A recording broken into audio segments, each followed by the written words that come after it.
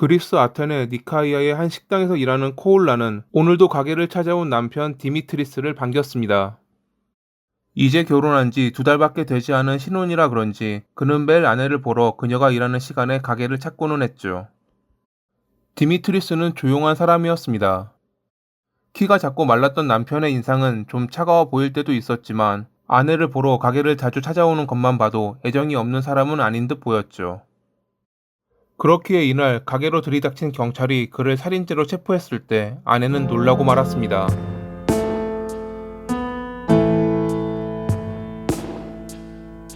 그리스의 작은 시골 마을에서 사형제 중 둘째로 태어난 디미트리스. 아버지는 알코올 중독자로 마을에서 유명한 술꾼이었고 이 때문에 그 역시 술꾼의 아들이라 놀림받곤 했습니다. 술에 취하면 폭력을 휘둘렀던 아버지, 학교에 가면 항상 놀리던 친구들. 결국 그는 학교를 자퇴하고 가족의 양을 돌보며 하루하루를 보냈습니다. 어느 날 어머니를 보러 왔던 외삼촌이 그의 처지를 불쌍히 여겨 함께 가자 제안했고, 그렇게 그는 13살의 아테네로가 외삼촌이 운영하는 가게에서 일했습니다. 일은 그리 고되지 않았고 사촌들도 그에게 잘해주었습니다. 고향에 있을 때는 겪어보지 못했던 행복을 느낄 수 있었죠. 3년 뒤 그의 가족들도 아테네로 이사 왔는데 어머니와 형제들과는 잘 지냈지만 여전히 아버지와 사이는 그리 좋지 못해 그는 홀로 살았습니다. 성인이 되었을 때 외삼촌의 가게에서 계속 신세질 순 없다고 생각한 그는 용접공 자격증을 따기 위해 기술학교에 들어갔고, 거기서도 왜소하다는 이유로 괴롭힘을 당했지만 끝내 자격증을 따며 조선소에서 일자리를 구할 수 있었습니다. 용접공은 당시 안정적인 직업이었고 꽤 많은 돈을 벌 수 있었습니다. 생활이 안정되자 그는 1990년에 에반 겔리아라는 여성과 결혼했는데 생각만큼 결혼 생활은 그리 행복하지 않았습니다. 특히 디미트리스는 장인과 사이가 좋지 않았는데 한 번은 신혼집의 소유권 문제로 장인과 다투다 경찰이 출동하기도 했습니다. 자세한 내막은 알려지지 않았지만 결국 그 집은 장인의 소유가 됐다고 합니다. 이 뒤로 어떠한 심경의 변화인지 그는 택시 운전사가 되겠다며 10년 넘게 해왔던 용접공 일을 그만두었습니다. 왜 좋은 직장을 그만두는지 아내는 이해하지 못했지만 그의 고집을 꺾을 순 없었고, 이 밖에도 여러 문제로 다툼을 벌이던 둘은 끝내 이혼하게 됐죠. 하지만 그는 그대로 떠나지는 않았습니다.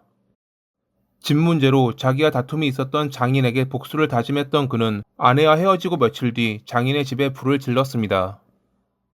이 범죄로 그는 집행유예 2년을 선고받았지만 크게 신경 쓰지 않았고 반성도 하지 않았습니다. 아니, 오히려 통쾌함을 느꼈습니다. 자신이 받은 고통만큼 돌려줘야 된다는 것이 당시 그의 생각이었거든요. 그에게는 남이 모르는 내면의 무언가가 존재했습니다. 그리고 1996년에 코올라라는 여성과 재혼한 그는 2달 뒤 살인죄로 체포됐습니다. 처음 아내와 지인들은 그가 누군가를 죽였다는 것을 상상도 하지 못했습니다. 무언가 착오가 있었고 금방 풀려나리라 생각했죠. 하지만 그들의 바람은 이뤄지지 않았습니다. 인근 주유소에서 2명을 살해한 것이 당신이냐는 경찰의 신문에 그는 처음에는 침묵을 유지하더니 이내 그렇다고 답했거든요. 그리고 이어진 자기가 10년 동안 아테네에서 5명을 살해했다는 자백은 경찰을 놀라게 했습니다. 소심해 보였던 그가 연쇄 살인범이라고 주장했을 때 경찰은 믿지 않았지만 범행 당시 상황을 상세하게 자백하자 이내 믿게 되었죠. 디미트리스의 첫 살인은 1987년에 일어났습니다. 결혼하기 전 아테네 북쪽에 위치한 페트로폴리에서 홀로 살았던 그는 지인이었던 갈리아스가 잘 곳이 없다고 찾아왔을 때 반갑게 맞아주었습니다. 하지만 얼마 뒤 둘 사이에서 큰 다툼이 일어납니다. 갈리아스가 자신의 총을 왜 훔쳤냐고 디미트리스에게 따진 것입니다. 디미트리스는 이를 부인했지만 갈리아스는 거짓말하지 말라며 돌려주지 않는다면 경찰에 신고하겠다고 위협했습니다. 잠자리도 마련해 주었는데 자기를 도둑으로 몰자 화가 났던 디미트리스. 하지만 체격 차이도 있고 싸움에 자신이 없었던 그는 일단 그 자리에서 물러났고 며칠 뒤 잠을 자던 갈리아스를 덮쳐 살해했습니다. 그가 자신을 모욕했기에 죽어 마땅했다는 것이 당시 심정이었다고 합니다. 철물점에서 사온 칼을 이용해 몸 일부를 나누어 비닐봉지에 담아 차로 옮겼던 그는 고속도로를 따라 운전하던 중 차량 통행이 적은 도로 옆에 유기했습니다. 갈리아스가 실종됐으니 경찰이 자기를 찾아올지 모른다는 생각에 한동안 여동생의 집에 숨어 있었죠. 하지만 며칠이 지나도 경찰이 찾아올 기미가 보이지 않자 그는 집으로 돌아와 더러워졌던 바닥을 청소하고 아무 일 없었다는 듯 일상을 보냈습니다. 갈리아스는 살해된 지 8일 만에 발견됐고 경찰은 그의 지인 중 범인이 있을 것이라 추정했지만 디미트리스에게는 도달하지 못했습니다. 떠돌이 생활을 하며 강도질을 일삼다 출소한 지 얼마 안 된 갈리아스라 그의 지인을 파악하기도 힘들었고 그렇기에 그가 디미트리스와 동거했다는 것도 알지 못했거든요. 그의 두 번째 범행은 첫 아내와 이혼하고 1년 뒤인 1993년에 일어났습니다. 3월 14일 저녁 길을 걷던 그는 두 소년이 친구들을 놀리는 것을 보았습니다. 친한 사이였던 그들은 서로 웃으며 장난치고 있었던 것이지만 그에겐 농담이 아닌 괴롭힘으로 보였죠. 갑자기 과거 괴롭힘 당했던 학창시절이 떠오른 그는 농담하던 두 소년을 총으로 쏜 뒤 달아났습니다. 다행히 그들은 사망하진 않았지만 한 소년은 시력을 잃었고 다른 소년도 척추에 큰 부상을 입었다고 합니다. 갑작스러운 공격에 다른 친구들은 범인을 보지 못했고 경찰 역시 범인의 동기를 파악하지 못해 용의자조차 선정하지 못했죠. 이 범행은 살인 미수로 그쳤지만 그해 11월에 그는 두 번째 살인을 저지릅니다. 여전히 택시 운전사로 일했던 그는 11월 19일 저녁 무렵에 남자친구와 싸웠다고 하소연하는 아나스타샤라는 여성 손님을 태웠습니다. 이야기를 듣던 디미트리스는 자기와 술이나 한잔하면서 풀자고 제안했지만 그녀가 그냥 집으로 데려다 달라고 하자 계속 치근거리며 자기와 성관계하면 나쁜 기억은 잊어버릴 거라고 말합니다. 처음 보는 그가 그런 말을 하자 화가 난 그녀는 키가 너무 작아 자기 타입이 아니라며 그냥 운전이나 하라 했고 자기의 콤플렉스였던 키를 언급하자 화가 난 그는 그녀를 죽이기로 결심했습니다. 기름이 떨어졌다며 주유소에 들러 기름을 넣는 동안 휘발유통을 구매한 그는 인적이 드문 장소로 차를 몰아 그녀를 차에서 내리게 한 뒤 휘발유를 붓고 불을 붙여 살해했습니다. 앞선 범행에서 알 수 있듯이 그는 자기의 콤플렉스나 트라우마를 건드리는 것을 매우 싫어했습니다.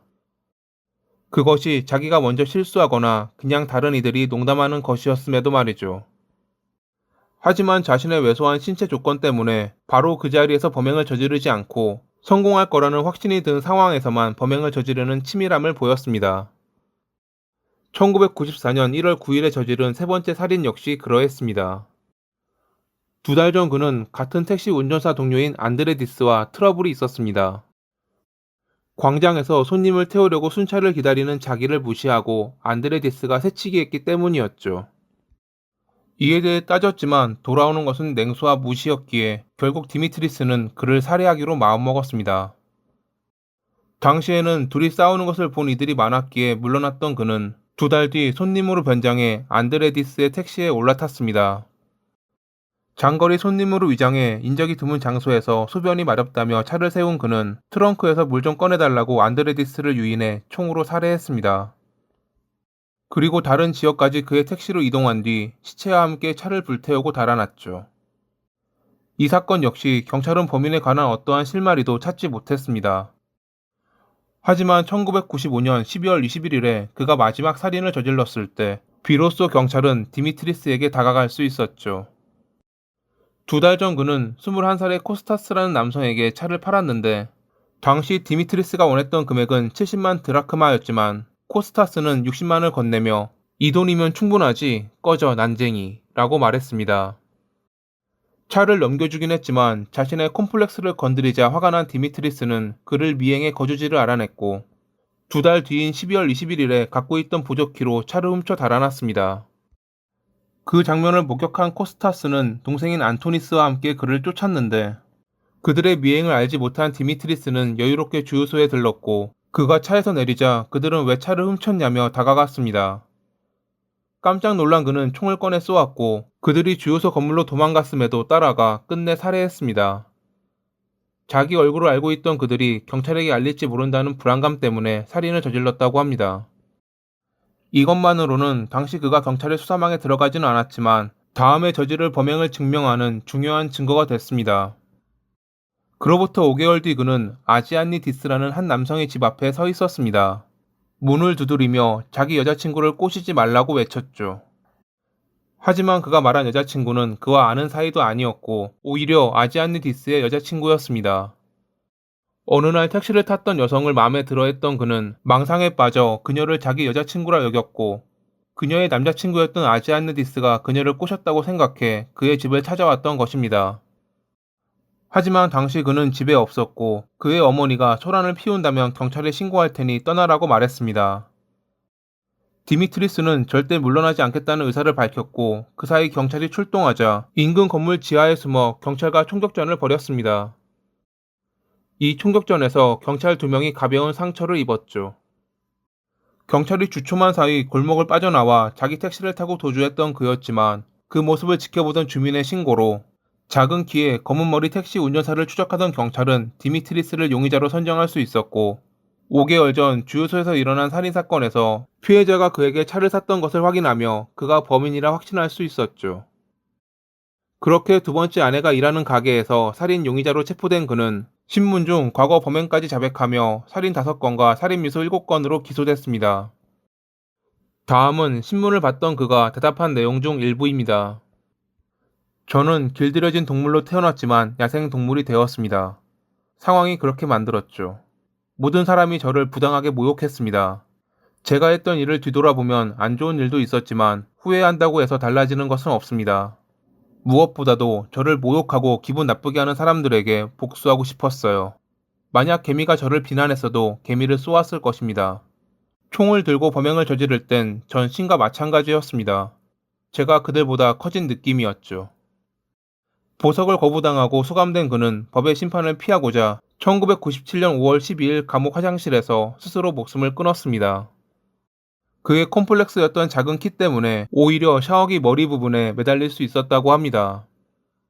열등감에 시달려 연쇄살인마가 되었던 디미트리스. 지옥으로 도망간 그가 그곳을 영원히 벗어나지 않길 바라며 이만 마칩니다. 오늘도 시청해주셔서 감사합니다.